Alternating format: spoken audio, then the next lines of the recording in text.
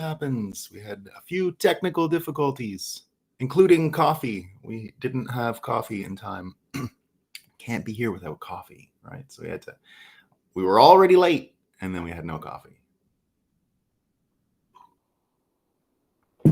And it was one of those weird mornings where my kids spent the night at my mom's, and so I didn't even have kids here. So normally I do lots of stuff with the kids in the morning. We make breakfast, we hang out. So normally I have all these distractions. So I was like, hey, this morning it's going to be so easy. I'll definitely not be late today. What are you going to do? Okay, I got to see if YouTube is working here. Did they still allow me to publish on YouTube? I had a nice chat with the Simply Bitcoin guys yesterday. Cooking something up. Hidely ho, neighbor. Hidely ho, CB. Hope you're doing well. Christine is here. Looks like we got the YouTube folks in the house. YouTube's doing its regular thing where even though I've got more commenters on YouTube than viewers. I don't know what, maybe it's Rumble, I guess. I don't know. Maybe they just don't know how to read the interface well. Dale, hope you're doing well. Good morning. It's a beautiful day in the neighborhood. It sure is.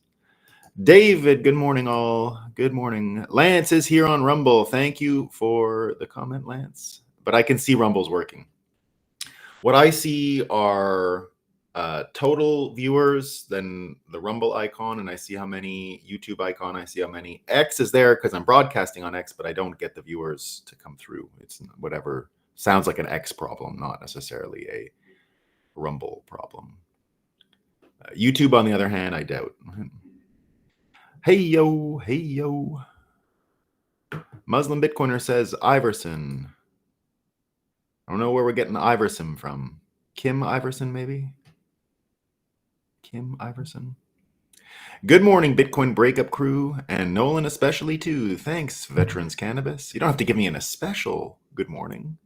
It's fine to give the same good morning as everyone. Prawley Shadow Band. Nah, I don't know. We'll see. Bitcoin Deb, coffee in hand, ready to rock and roll. I mean, I think, as far as being shadow banned, yeah, it looks like it, but I don't think I think a bunch of people are shadow banned in the same way.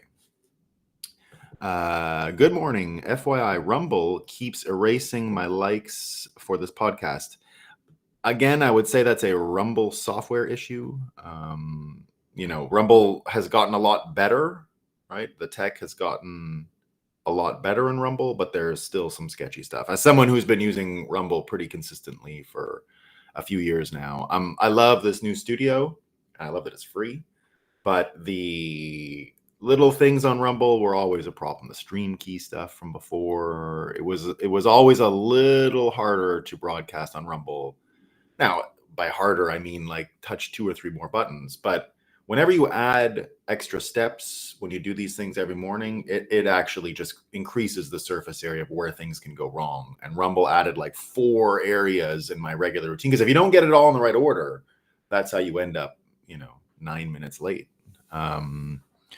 It's a weird thing. That's why for folks who have never heard this explanation before, technical production stuff, if you do it every day, it's not so much getting it right one time, right? You've got to get it right every day consistently. So you have to be able to repeat this process every single day. And if it's too complicated to repeat, like you hire an engineer, for example, right? If I hire an engineer to make sure my sound and video and and I get new equipment, that's all stuff I would have to add every single day to get it to go right. If I had my own studio producer, which I don't want because that's a whole nother area. What if that person is sick that day? What if I have to interact with them before I go live? It would all be another headache. So, I can't sort of be a video engineer at the same time. I can't repeat the type of quality that they can produce on a day-to-day basis. So we do our best with what we got. We think it's good. And there you go. Muslim Bitcoiner says Iverson thinks homeschool crap and should have public school mimic the Asian system. Yeah, I know. I told her it was a very stupid idea that she had. And indeed, she's like, let me see those kids compete against Indian and Chinese kids. Now, look, it does take a lot of time and energy for parents to do the homeschool thing. It's not easy. It's really not easy. Ask my wife. It's definitely not easy. But the advantages, there are a lot. And if you can get and realize them, then it's great. But I taught in the Asian school system. It's absolute toxic garbage, like garbage, right? I taught in Korea where it's the best, right? These kids literally just memorize stuff. And if you do anything outside of the ordinary, they don't know what you're talking about. I would do this math thing all the time, right? I would do this math trick with them all the time just to sort of prove it. I would say, okay, everyone, you do this for little kids who memorize. Now, you can do it with any mathematical equation based on the age, but basically it looks like this. You say, what's 5 plus 5? What's 8 plus 2? And they'll 10, 10, 10, 10, 10, and you go on and on and on. But then you just ask them the question backwards. How do you make 10? So now they have all the options in the world, right? They could say 100 minus 10 or 100 minus 90, right? There's literally infinite amount of answers. Not possible. Once they see the pattern, it's fine, but it would never come quickly, right? It was the damnedest thing. You could do the experiment 100 million times.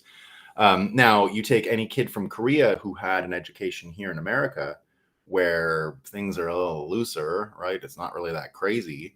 And you just say, how do you make them number 10? Without education, that's a very easy question to answer, right? Like, how do you make 10? It's literally infinite amount of ways. And it's a very easy question in general.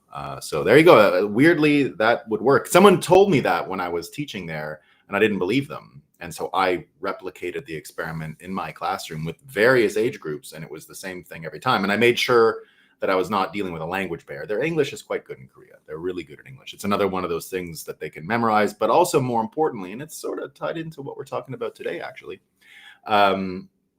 Korea is different than China and Japan, where English is really like a class indicator. Like it means you were really smart, you went to school, your parents were focused on your education and things like that. So not being able to speak English in Korea is a much larger social strike against you than it would be in most other Asian countries. Japan, they don't care, right? Now, my theory about this is that any country that has every climate system in its geography are always bad at other languages. So France, for example, like why would you leave France unless you're in Paris or you're Pavel Durov? But it's perfect. Like they have every climate, every weather. You can drive from one place in the country to another, surfing, skiing, same day. They have all that stuff. And it's kind of similar to America, just different scale, but it's the same. Why would anyone leave America? Like if you want to go on vacation and you live in America, well, why would you need a passport? You actually don't. It's fun to go to other places and I encourage it and I think it's healthy and all that stuff. But if you're really hard up and you didn't like my passport can't come in time and I'm in America, well, you have a lot of options. And Japan is the same. Weirdly, Japan is pretty amazing. It's a small country, but you can liken it to sort of the whole East Coast of America. And so you have cold in the north, kind of tropical in the south, and they also don't need to go anywhere. Now, the Koreans are a little tighter in there. The weather and climate in Korea is a little bit like, I don't know, let's say Washington, D.C. or something. So it's pretty good, right? Nice long summers. They do get some winter. They definitely have 4 seasons, but that's the end of it. There's not much else going on. All right, speaking of weather, first, let's just acknowledge we had a beautiful sunrise this morning, really nice. And whenever you get the humidity, it always gets really great, right? So we get the amazing humidity, and we got a nice sunrise this morning. And guess what, everyone? Bitcoin's running. We're doing great. Let's see what's in the fake news. What's in Moscow time today? All right. As you know, we like to start every one of these Moscow Times with our weather report, right? Where's it hot? What's going on? Well, you would be really excited to know, okay, that on Bloomberg this week, they call it Heat Week.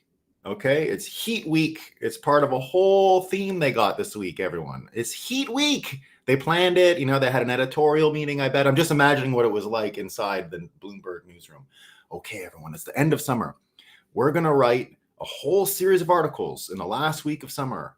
And it's all going to be by last week of summer. If you're not from America, I understand they got the sun thing with the solstice and all that in September 20th, 21st, 22nd, or whatever.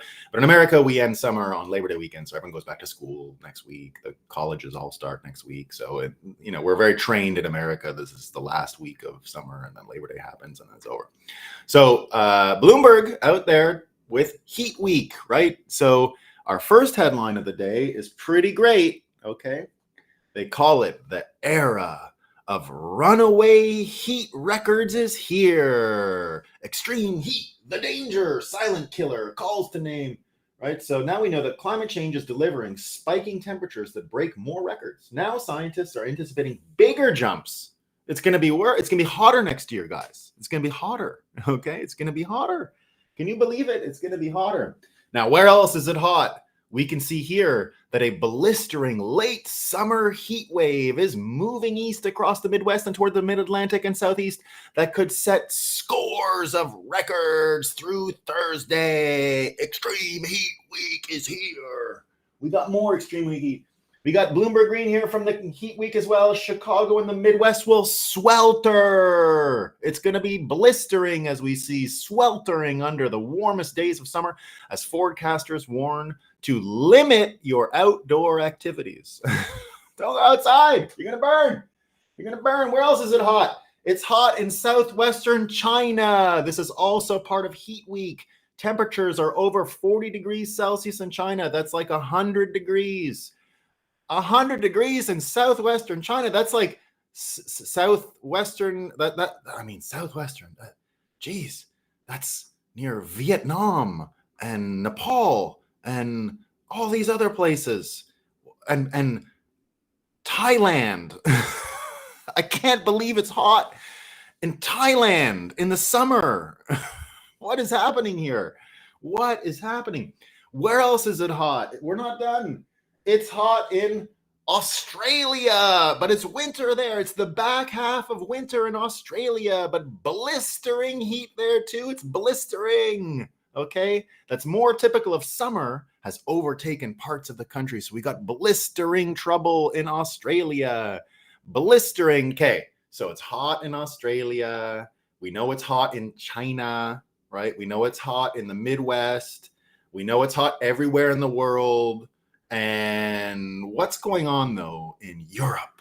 What's the weather like in Europe? It's not so hot, but you're not going to believe what's going on there. This is proof of climate change. I'm glad they wrote this for Heat Week, okay, everyone, because it's another one of these thunderstorm alerts, guys. They've got thunderstorms, okay, for all of southern France, all the way to the Balkans. Can you believe thunderstorms in the summer? I mean, I'm glad they let me know in Bloomberg that in Bloomberg Climate, that there was going to be thunderstorms in Europe today, because I would not be able to calculate the global warming effects unless I knew about these thunderstorms. This is very vital information. Right? We all need to know about the thunderstorms, right? What's going on with the thunderstorms? But we're not done. We're not done. They said that heat wave from Chicago was moving into the mid-Atlantic coast of America. That's like New York and all these places, right? And now New York, they're wondering, what about the air conditioning? What are we going to do for electricity? And people have noticed the bills going up this summer, and they're asking a really, really tough question here in the Wall Street Journal. It's a mystery to all of us. Why is New York paying so much for wind power? I don't know. Who knows? Who knows what's going on in New York? It's so hot. Why? Now, some people say it's because they've tried to cut down on the natural gas and the nuclear power. No, this is probably Donald Trump's doing. We'll talk about that soon. It's probably Donald Trump. It's in New York, after all. He's got a big building there. Right? So I don't know. It's a big mystery. I don't know why. I haven't been able to figure it out. We're going to keep at it. Now, the head of the UN was also on a Pacific vacation, and when he was out looking at the ocean, right? So here he is. This is Antonio Gutierrez. We should listen to Antonio Gutierrez, right? So Antonio is the head of the UN. And so he was down, and here he is. He's looking out at the sea, and he's like, oh, shit, the ocean's higher now. I've been here before. I can tell the ocean went up. And so right away, he got on Twitter, and he's going to save the world. He said, I'm in Tonga to issue a global SOS. Save our seas. Save the seas, he says. Global average sea levels are rising at rates unprecedented in the last 3,000 years, he said. I know what he's talking about. I'm big into Phoenician history, right? Carthage and all the people that happened before Rome. And I like to go over all the Carthaginian stuff and what's going on. I'm actually thinking about going to the Carthaginian ruins this year in Tunisia. I'm thinking about that. I really am. Because my favorite thing about the Phoenicians and the Carthaginians is that you know what they did? Because they were seagoing people, right? They were the sea people. And they loved it. They had boats and they had sails. And some people think they knew about America. That's what some people think they knew. And so the sea people, right? One thing you didn't know, they were really good at measuring the surface water levels in the ocean and the Mediterranean. They left consistent records. So we know this isn't acorn science, okay? We have all the data. We know for 3,000 years exactly what's going on, okay? It's easy to tell. It's not a problem. We have great data. The data is impeccable, okay? The Phoenician water level data is superb. It's superb. Now we know, right? Now we know. Very important lessons, right? Very important lessons. He has a few more here. Antonio is not done, right? Antonio, right? Rising sea levels are a crisis entirely of humanity's making, he says. Right? We did this. The Carthaginians, they're like those Indians crying in the commercial when people litter in America. The Carthaginians are like, oh, we gave you a heads up about the global sea level rises, but now we know surging seas in a warming world. UN on the job. They're doing great, right? They're doing great. We got one more. The Guardian picked up the story. So now you know how news gets created, right? A crisis entirely of humanity's making. UN chief issues climate SOS. That's not a normal SOS. That's a save the seas. So like I said, he was on a trip to the Pacific and he looked out and he went, amazing. The water's gone up. I got to save the world. I got an idea. I'm going to release an SOS. It's not a normal SOS. It's a save the seas. It's the opposite. Normally you give SOS when you're sinking in the water. No, not this time. This time the SOS is because the water is rising. Okay. It's not the same. It's a totally different SOS. Really important. Got to know the difference. All right. Now, some people will say like, this is the most important thing. Right? Some people will say this is everything, right? And if you go listen to what's going on in politics in America, we have an election right now, right? Are they worried about Tonga? What's going on in Tonga? Let's find out what Kamala Harris has to say. Well, it turns out, now, the first time I read this, so this is the Washington Post today for Kamala, and they say, with most voters ranking other issues as more important, and with Democrats wanting to paint a rosy picture of the future, okay, they reason here, party leaders appear to have calculated that climate silence is the safest strategy. So some people heard climate science. No. I got to make sure you see this, okay? It's not climate science anymore. Climate science was very stupid, okay? It's climate silence. It's not the same. You see it right there? Climate silence. Sorry, I don't have this drawn up enough. Climate science, done. Stupid. Climate silence is what we need, okay? Because the Washington Post said, we gotta do a thing where things are getting better, but we can't let them know about Tonga and the seas. So it's really important that we go, climate science is over. Climate silence. Shh. Don't ruin the vibes. Shh, climate silence. Really important, okay? Climate silence. Now, some people say that without any policies, Kamala, silence is not really the best thing, right? They should maybe be talking about it, right? It's got to get the vibes up. Maybe silence is better for the vibes, but doesn't matter, right? It looks like it's working out. Washington Post letting us know here that Kamala Harris's energized rallies mark a sharp contrast from her appearances 4 years ago. That's not an accident. So the reinvention of Kamala Harris is happening for real, guys, okay? Don't worry about climate silence, okay? She's got energized rallies, okay? Much more important. Once we get the energized rallies, then we get the rosy picture of the future with a little climate silence, and boom, we got it. We're going to be great. We're going to survive this. It's going to be no problems, right? We're not going to let this get us down. Now, we got more, right? Now, some people say that the news is covering for Kamala because she doesn't really mention her policies much, right? She doesn't really talk about stuff very much. She doesn't really go into interviews. She hasn't done an interview yet. So people say, oh, what about your policies, Kamala? What about them, right? So she did the tax on tips one, right? No tax on tips. But then Trump said, you're stealing my policy and you are the one who voted for tax on tips before, right? You're the one who put tax on tips. No, he got it wrong. Washington Post correcting the record. Glenn Kessler did analysis, okay? He's an analysis. So he did the analysis. And he said, a campaign ad claims Vice President Kamala Harris unleashed the IRS agents on workers who received tips, but the proposal in question has never even been implemented, guys. So, okay, she voted for it, but she didn't implement it. Come on. Fucking Trump. He won't stop. Just won't stop. Now, people say he won't stop, and it's a big problem, right? And they're letting us know here, this is really important from the Vanity Fair. He's not stopping, right?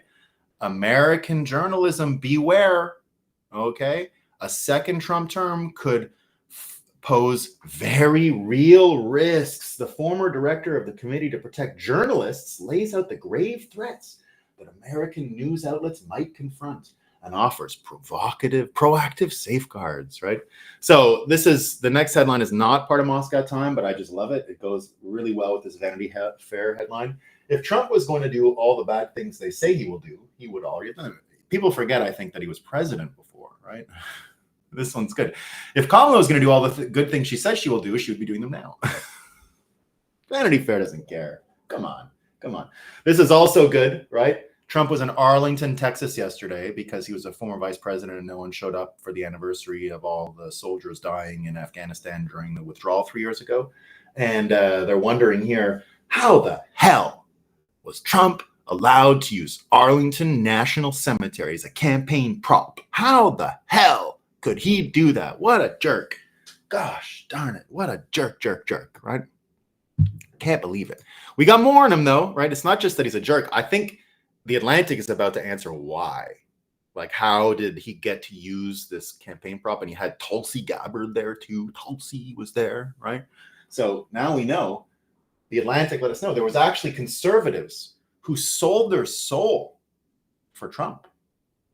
Right? It was the people who sold their soul. So what they did was they sold their soul and they said, because it's a cemetery, so they said, can we do a soul swap at the cemetery? We're going to give you some souls, and then you're going to let us use Arlington Cemetery as a campaign prop, okay? And it was a square, fair deal, right? The souls and the ghosts, and they all went, and the Arlington dead people and the ones who sold their souls were like, deal. And that's how Trump got there. So sometimes you got to put the news stories together a little bit to understand what's going on. Right? If you don't add them together, if you didn't know that there was some soul selling going on, if the Atlantic didn't do their really deep penetrating analysis, their analysis about the souls getting sold, we would never know what trade happened yesterday, right? We would never know how the hell Trump was allowed to use Arlington National Cemetery, despite being invited by the family members, right? And the people who lost loved ones, and said, oh, we should have the former president here. And then everyone else ignored him and no one else came. Tulsi didn't, Joe Biden didn't come. It was a hot day. It was hot. As we just said, it was hot. So he had to be at the beach. So it was hot, right? So, and I'd say Kamala too, like it was too hot. It was pretty hot yesterday. So I get why she didn't go. I get it. I had to go to the water slides yesterday. It was so hot. Yeah, sold our soul. So there you go. They sold their soul, right? And then we get this also too, right? This is how we know more analysis from Aaron Blake. Donald Trump increasingly paints a hellscape of life under Kamala Harris, right? He did the same with Biden, saying many of the same things, right? And his predictions were flat out wrong. Guys, don't you know it's going great in America? America is having, like, whatever troubles people say are happening, I don't know. Like, Trump said a lot of things, right? Now, he did say, this is just one, I agree. He's not Nostradamus, right? I make a lot of predictions. I got one wrong, right? Remember, we're going to talk about Zuckerberg today. I said Zuckerberg would get divorced this year. I don't think he's getting divorced anymore. I got that one wrong, right? So I'm not always Nostradamus either. I get things wrong. I make predictions. I said to you a year ago that Zuckerberg would be divorced by now. I said, I don't think he's going to make it another year because of this politics. Look like they're changing. His T levels are going up. He's doing the jiu-jitsu. He's lifting weights. He's getting ripped. So, I said, he might get divorced. I just thought he might get divorced, right? With the thread. Remember when Threads came out, like his Twitter challenger? I said, you know what? The Threads thing, it's going to lead to his wife complaining about work at home because I thought he built Threads for her. I was probably wrong about all this, right? I don't think I got that right. But now he did get one thing right. It's probably not that important, okay? All the other things he predicted, who knows? Aaron Blake did the analysis, right? But this one, he did say that the U.S. dollar would die if Joe Biden was president. This is probably nothing, though. This is U.S. Treasuries. So no one believes in the U.S. government around the world anymore, and no one wants to buy the Treasuries, and the research even says it, and no one buys them at the auction. So, Trump did warn about that. It's probably not a big deal for anyone, though. Like, I don't think the credibility of the U.S. dollar is really that important for the sludge people. I don't know, but I mean, he's not Nostradamus, guys. He's not Nostradamus. Okay, this is nothing. Don't worry about this. This is nothing. It's just treasuries. He got one wrong. He got this one right. I don't know. Like, it's fine. It's fine. he got it right. He got it right. That's okay though. What's more important than the desirability of U.S. Treasuries as the foundation of the U.S. economy, though, is what's going on with John Cena, the wrestler. Did you hear about this? This is where Trump's predictions and shit are bad, right? X hate speech is so common that celebs like John Cena follow white nationalists. What a scumbag. Can you believe that other people that he doesn't know about and then they follow him and then he follows back and then they could even be white supremacists? Yikes, John Cena. Yikes. Because we know all these white people, right? It's a problem. We've been hearing about it a lot, right? He's got white nationalists. Look at this lady, New York Times. She's done what I could never do in my dating life. She picked the right white man.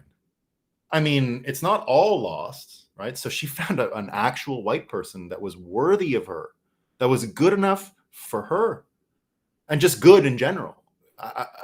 I mean, what's going on here, right? I hope it wasn't one of the white nationalists following John Cena, but I don't think so, because they make it sound like she got one of the good ones, which is hard. It's rare, right? It's what most people can't do. Most people can't find a decent white guy. They're so hard to find, right?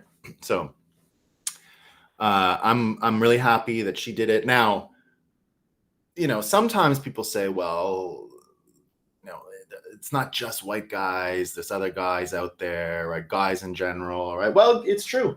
But guys are changing too. We found out here that male bonding doesn't have to be about bravado and bros. Dancing on stage naked taught me a better way, right? So if you're one of those white guys and you're also like a white nationalist, you should try dancing naked with these guys, as they've suggested in The Guardian, because friendships based on sport and alcohol don't always allow us to be our true selves. Shared vulnerabilities enrich our lives. All right. So just dance naked with some dudes. Don't worry. Just don't be a racist. And if this girl, looks at you, you gotta realize you're a white guy. She was able to see the good in one of them. So there's hope for you too. Okay. So just dance a little naked and then you're gonna do great. I know it. I know it, guys. Don't let the toxic shit get you down out there. Okay. I'm here to help. We got a lot of chance and a lot of opportunity. And if you're a white guy, I know a lot of white guys watch the show. I know I see from the demographic data on YouTube. I got a problem, kind of, right? Like, I'm a white guy, and then there's white guys watching, and then a lot of white guys. And so, but now I'm here to let you know, right, that we have hope. This woman found one of the decent ones, right? And more of us are starting to dance naked with other men. There's hope. We're going to come around pretty soon. I'm not ready to give up. I'm not ready to give up. So now, all this stuff that's going on with the white guys and what to do with them, right? What do you do with them? They're hard to find, the good ones, right? And, that's what's going on over at NASA, right? NASA has been telling us that the DEI trainings include engineers, so they want the engineers. So this is a good thing for NASA, right? They want the engineers that feel shame for being white and taking part in white supremacy culture. If you didn't know what white supremacy culture is, that's part of their course here. White supremacy culture is really like, believing in meritocracy. Yikes. Being on time is what they say is one of, like, insisting that everyone is on time is another one. Being self-sufficient and individualistic, they say, is also like a white crime against humanity, right? So it's not good. Now, in other news, now I know Boeing does it just like NASA. So that's two of the space companies that know, you got to be a good person. You can't be one of those people that John Cena follows. You got to be a good person. And the chances, if you're a white guy, are sketchy, right? Sketchy. So now you might be a good, like a good, rocket scientist, right? You might want a good rocket. You might not care. In the old days with NASA, they chose Werner von whatever his name is, Braun, right? He was a Nazi, and they were like, cool, right? We just want to go to space, but that's where it started. That's why they have to go against it, right? Because they had a Nazi founded NASA, really, So there you go. So they have a whole history they got to get away from, right? Because they embraced this at one time. Now, you're going to say that, the Boeing and the NASA and they're not good at space anymore, but at least they're not racist, because look what they're having to do with the racist SpaceX. Now SpaceX, right, has humiliated the Boeing employees. Of all the things they could be doing out there, right, to get better, to not hire all these white rocket scientists, now they have to go and embarrass Boeing, who's doing its best to make sure that there aren't white rocket scientists, because they're terrible people. So, they're doing their best out there. And who comes along but fucking Elon Musk, right? We all know Elon and his X app. And he comes along. And now, Boeing left those astronauts up in space because the people they hired, they were good people. Okay, they were good people, but they're not the best rocket scientists. Okay, but doesn't matter. They're good people. Now, what happened is they hired the not white supremacist rocket scientists, and what they got, they ended up getting the astronauts stuck in space for like a long time. Like, they'll be there to February, right? And they were supposed to be back like a month ago. And now fucking Elon Musk comes around and embarrasses them. They're out there hiring the fucking not white people. They're doing their best. They're doing everything we need. And Elon Musk comes around and embarrasses them. He humiliates them. Gosh, what is happening in this world, guys? I mean, it's bad. We think it's bad, and then we hear things like this. Crazy, crazy, crazy, crazy. Now, what's going on over in Canada, right? So in Canada, they're wondering more and more. They're not too worried about the space stuff and the people stuck in space, right? They got their own problems in Canada. Canada has worse inflation than America. So luckily yesterday, we got a little insight in Canada. Right now, I've heard you say before, I've said it to you before, you've heard me say before that Canadians are the stupidest people in the world, right? I've said that a few times. Now, I might have to change my mind because we have the foreign minister, right? The Secretary of State, basically, of Canada. And she came in to talk about inflation, right? I was telling you, it's bad in Canada.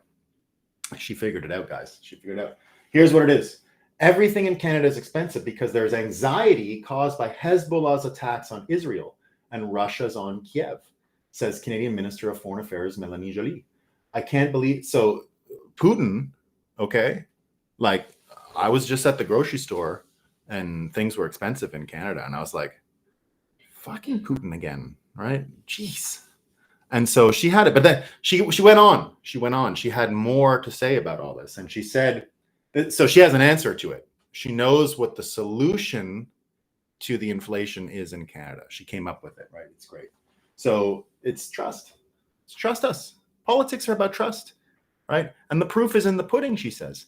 That's what we will be working on. So she wants the trust, right? The trust is real important. Got to get the trust up, right? You got to get the trust up. You need the trust because if you don't have the trust, right, you're going to be in trouble. Now, she's also part of the team that did the counter trucker thing, right? So she went out to the truckers and said, let's get into their personal finances. They donated $20. It's no good. It's no good, right? It's no good. But guess what? Canada has a great role model now. The UK has come up with a system that's going to help, right? It's going to help with the trust, right? It's going to help with the trust. This is what they're doing in the UK. Do you know someone who this is from the police in the UK, right? So not only do they not like your tweets over there, especially if you're a white supremacist kind of guy, what we know is, do you know someone who lives a lavish lifestyle but doesn't have a job? Your intelligence is vital in helping us put those who you think are untouchable before the courts. So you can raise the voice of economic crime here. And look, they've even got a Bitcoin there. So you got a line now, and you could tell on people because they're rich and they have more than you. I mean, if she's looking, I mean, that's what's causing it, right? The inflation. It's all these fucking people. And now she knows she can rebuild trust. And it's the same tool they use with the truckers. They're on to it. They're really getting close. It's going to be great for them, right? They're doing great. Now, this is my favorite one of the day. This goes to the Pavel Durov. This is what they say in Canada because they're so smart. So Francis Macron says arrest of the head of Telegram messaging. It wasn't political, guys. It wasn't political. That's fine. We're good. That's it. That's Moscow time for the day. That's our Moscow time for the day. Yeah, don't verify, just trust. Yeah.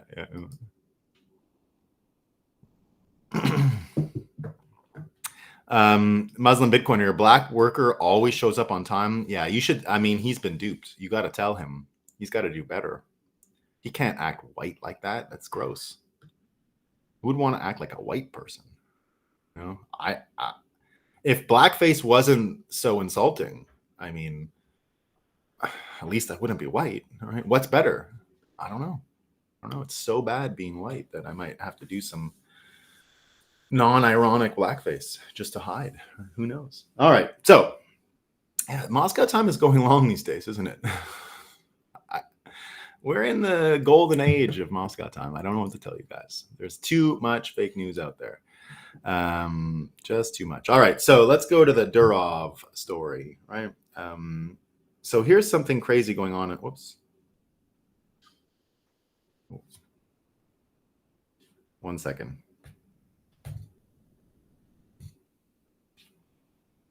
Sorry, my kids are staying at my mom's and she's trying to call me right now. 1 second, guys.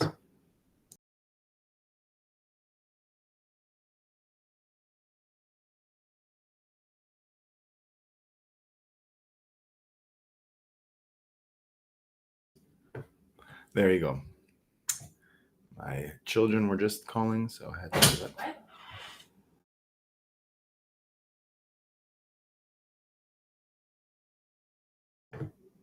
I had to let my wife know that the kids are calling. Sorry about that.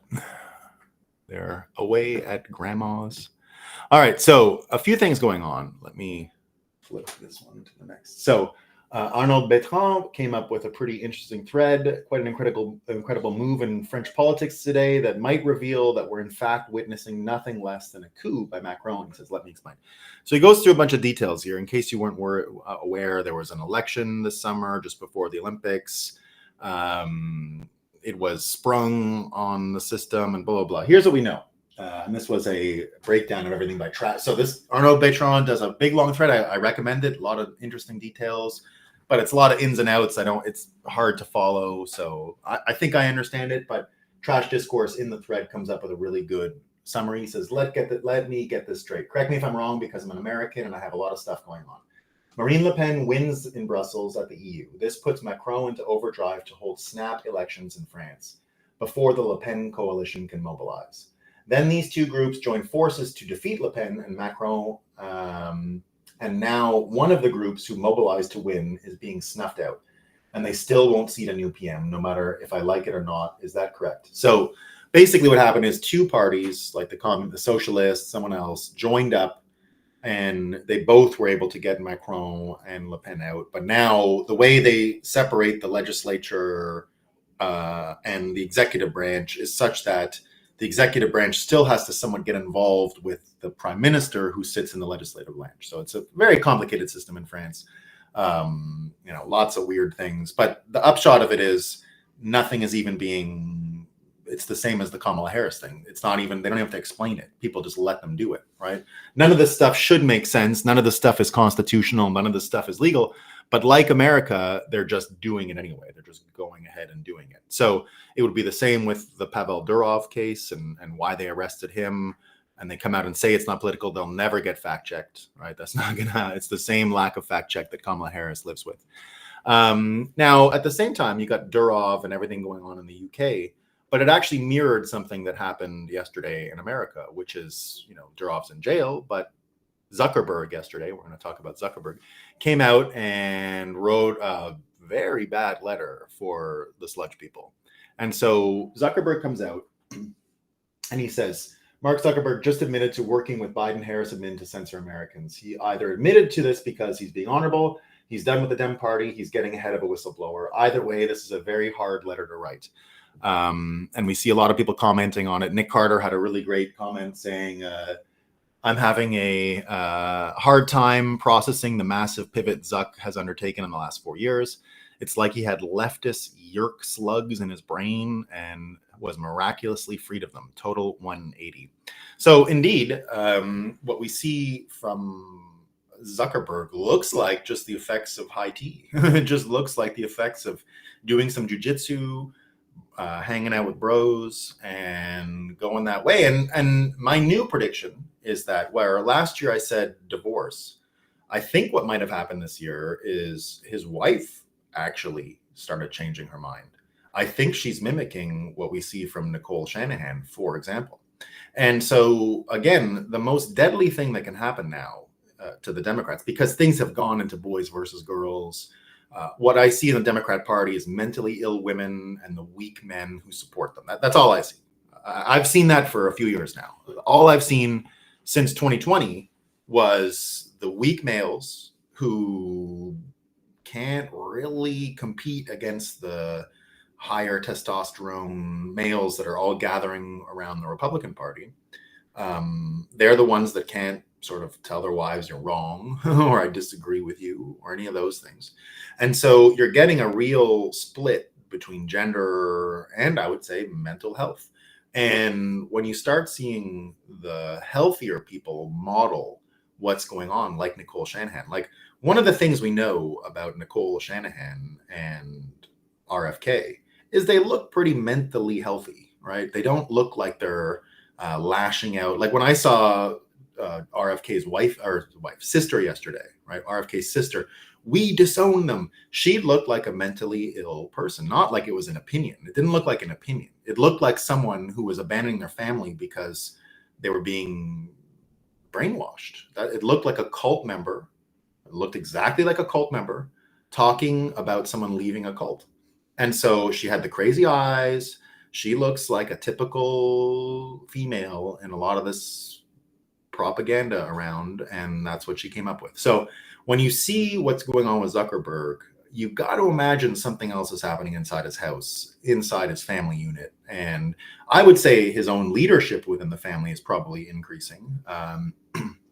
Now, I have no information whatsoever. I'm completely guessing, just as I was guessing he would get a divorce last year, which I was completely wrong on, right? So I was wrong. I'll admit 100% did not have that right. Now, I was kind of going on a whim, right? I was kind of going on a whim saying, something's going to happen here.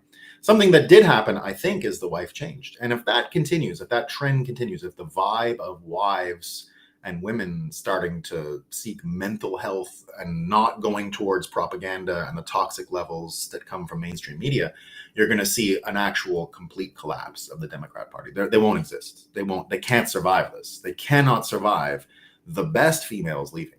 They've already survived somewhat the best males leaving. The next plank to follow will be the best females. They're still going to have females after, but it's going to be the wicked psycho ones, right? We saw a little bit yesterday. We saw the trend of conservative women putting bikinis out and taking pictures of themselves in bikinis. So there was an unbelievable thread yesterday where this one girl comes out and says, "Show your pictures, liberal women, show them how we have hotties too." It was a collection of the ugliest swamp donkeys I've ever seen in my life, one after the other. Now, I'm not trying to shame anyone for being ugly. Okay, that's not why I'm saying this. It's not about ugly. It's about the no self-awareness, calling yourself, like posting a picture online about how you're sexy, but you're actually an ugly swamp donkey is mental illness. It's mental illness, all right? You can do it like Trump, where Trump makes jokes about his physical appearance, right? The one he made about Kamala the other day is funny, right? I'm better looking than her, right? It's crazy. I mean, he knows he's a little fat, a little old, right? He doesn't go around thinking he's an actual model, right? He doesn't believe that. He might have thought he was great looking when he was young, and I'm sure he thinks his kids are great looking. They are. His kids are great looking. So he has good genes, and he was a good looking guy one day. But I think he's joking about his looks these days, typical Trump type stuff. But these women were not joking. I mean, they were not joking. They were just like, look at us hot broads. We're so hot. We're free, independent women. But they look mentally ill, right? They look completely mentally ill. So the new prediction that I have with all of this is that I think something happened inside the Zuckerberg household. Not, could have been Zuckerberg's leadership, but it's independent of Zuckerberg as well. And Zuckerberg is continuing to grow. So here's the new prediction. Within the next year, I think I gave a prediction last year that Bezos would be the next big Bitcoin name. I'm actually going to put Zuckerberg ahead of that now. I think Zuckerberg is actually going to become an outright open Bitcoiner within the next year. And maybe even sooner. So that's where this road leads. Okay, the road that we're on right now, Zuckerberg abandoning the Dems this way. And the letter is actually quite beautiful, saying, I don't want to be involved. I'm out of this game. You guys are fucked up. I'm not helping again. Beat it, right? So him coming out like this is a big deal. It's a big deal because, again, we are now dealing with the women and all this stuff, right? We're dealing with a world where the brainwashing and the mental illness it's cultivating is so pervasive and so filled with money interests. I mean, that's what was going on with the Facebook story, right? It's the financial threats. It's all that kind of stuff. Now, if you look at what's going on with the Dems, and we found out a little bit more about who's running the show over there and who the smart person is. He's a guy named, let me just make sure I have his name right, because I just started following him too. Dastardly person. David Plouffe is his name. Okay, David Plouffe. He's the campaign manager and White House advisor to Barack Obama, senior advisor to Kamala Harris for president. So it turns out what this guy is doing, and just so you understand how bad things are, right? So we got Facebook and all that stuff. What this guy is doing, and it's not just evil and cynical and all that, it's also brilliant. David Plouffe has done something that I didn't understand could be done before. And it's actually been sort of humbling for me to understand how these people operate and what level of villain and enemy we're up against, right? I think it's him. I think he's the guy.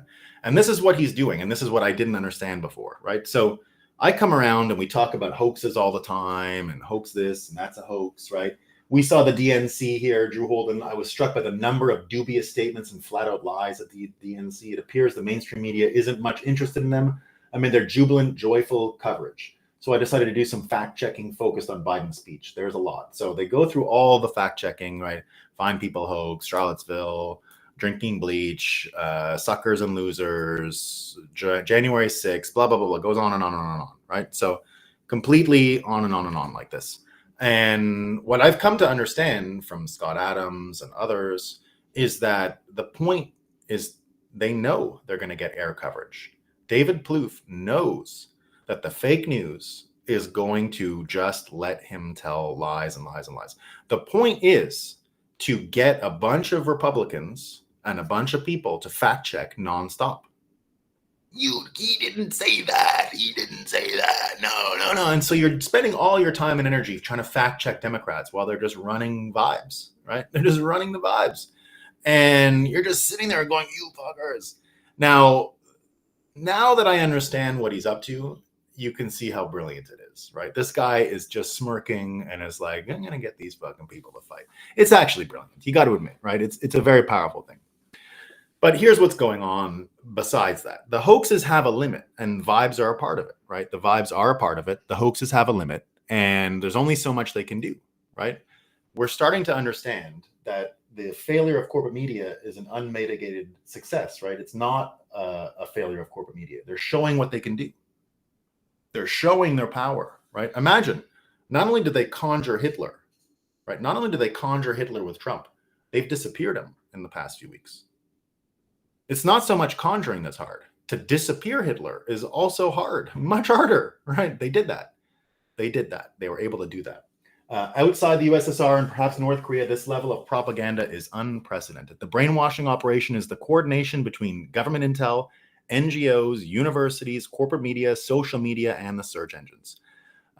Where does this insane amount of money having to be spent on personnel, logistics, marketing, lawyers, and judges to deploy and maintain this paramilitarized operation in the public sphere come from?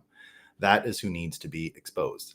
So again, the money is paying for all this, obviously, right? We've talked many, many times. It's the theme of the show that what we're dealing with is the propagation of government words as money. Fiat is government words. The propagation of words is the mainstream media, and it's essential. It's essentially the node operators of the entire network. And we've seen already today how the news gets laundered, right? We saw Antonio Gutierrez, right, write his thing. He was pondering the high seas.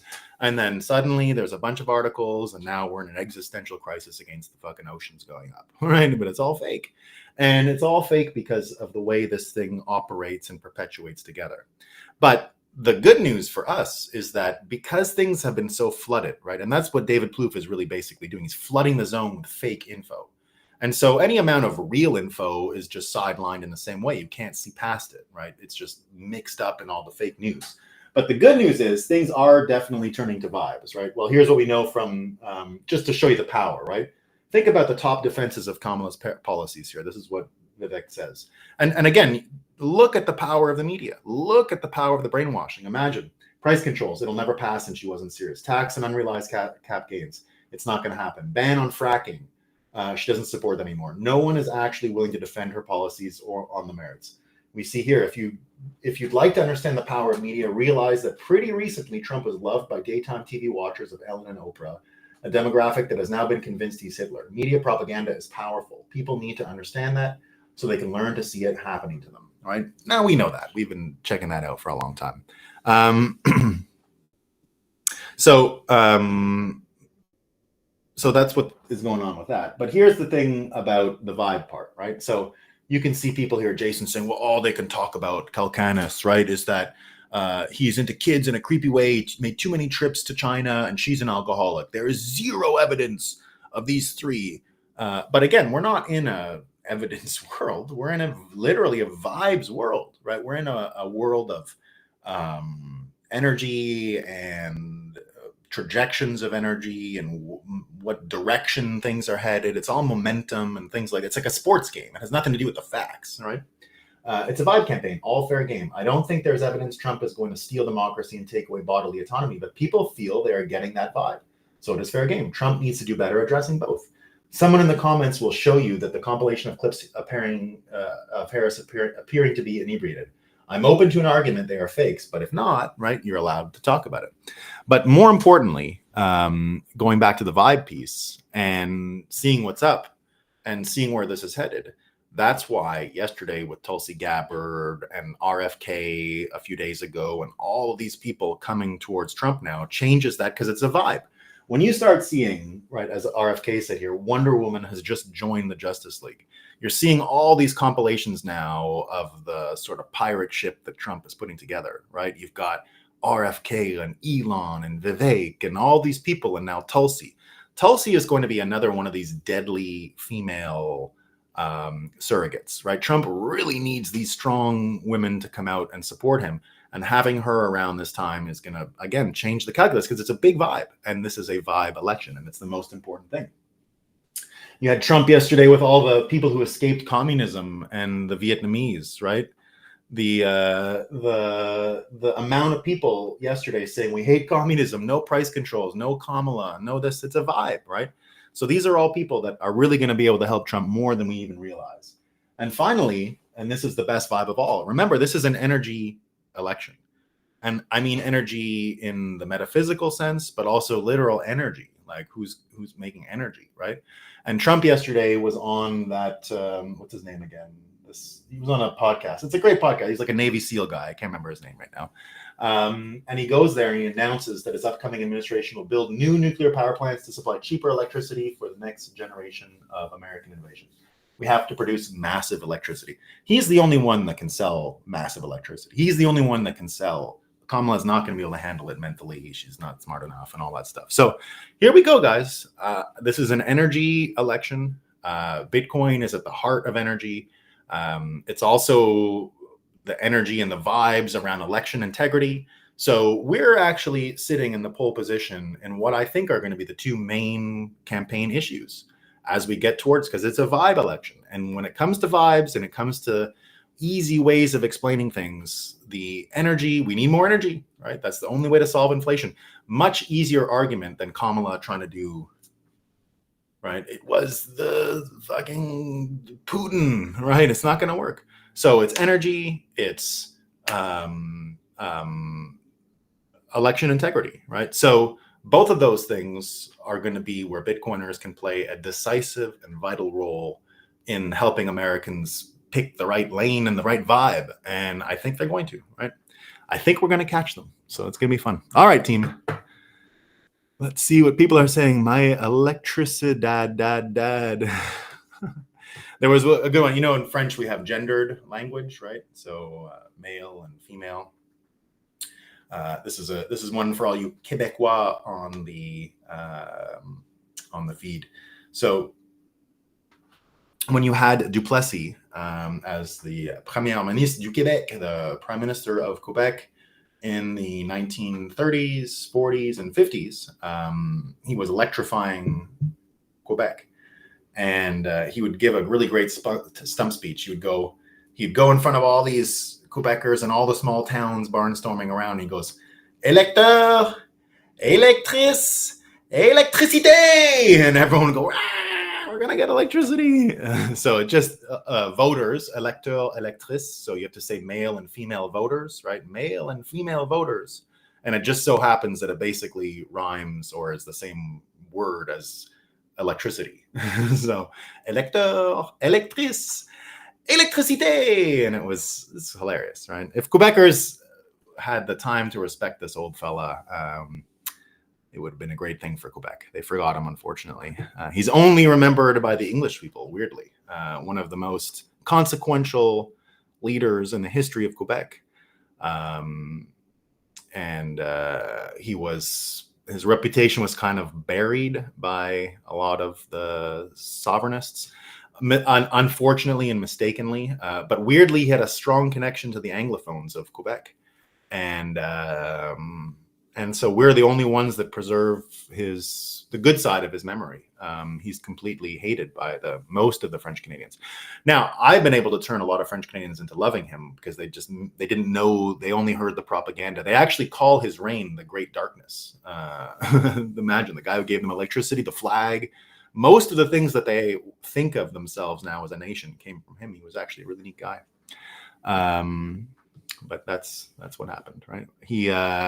Now I got to know people that worked for him, English people. He had a lot of English people that worked for him, and basically, if you're a Quebec conservative from my generation, you would have had some institutional memory of people working for him, and you'd have known people who would say already in the 90s, that's all bullshit, because his party was destroyed. So once his party was destroyed, there was no way that anyone else could defend him.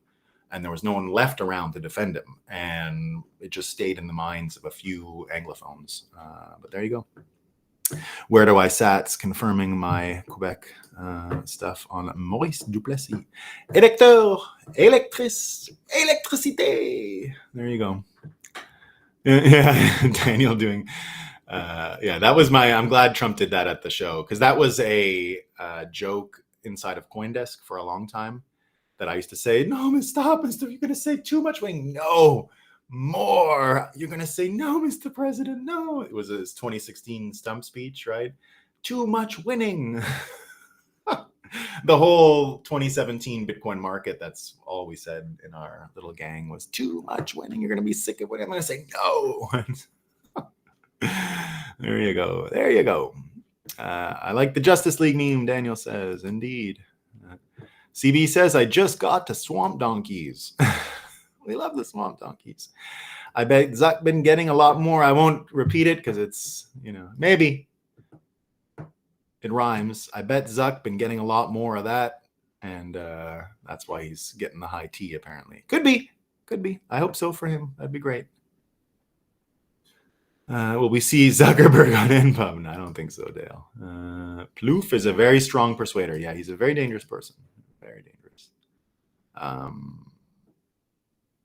So expect Instagram to accept Lightning. I don't know about that.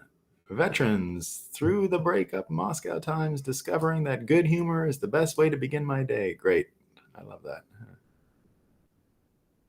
Yeah, 100%. RFK is... So he actually gave a really neat... I was at a private dinner with him in Nashville. And it's a fundraiser, so private dinner. He had to be nice to us. So, but it was actually neat what he said. So he goes up and he says, he told us about his family. He's like, look, I've lost my whole family from doing this. And he goes, what it's made me realize and meeting all you Bitcoiners is, you guys have sort of filled that void in my life, and I feel a strong connection to you all. And you're basically my family now. So he basically made all of us Bitcoiners Kennedys, which is only right. It's only right. We are the new Kennedys. We're the Kennedys now, motherfucker. Things keep going like this. They're going to have to stop calling it Moscow time. Yeah. There you go. Canada is donezo. Yeah, Canada's over, man. Big shithole. Love those pajamas, P-Man says. That's on Melanie Jolie. Project Paperclip bought 4,000 Nazi scientists, to America after World War II. They created NASA culture and institutionalization of rocket science. Yeah, but, it was probably hard to sell back then. Or in fact, they didn't even bother. They just did it. It was the same. They just didn't provide policy, All right. We got a good one from Crypto Truth. He says, I dance alone in the shower naked. And speaking of which, it's time for the white man naked time, quiet shower time. Have a great day, gang. There you go.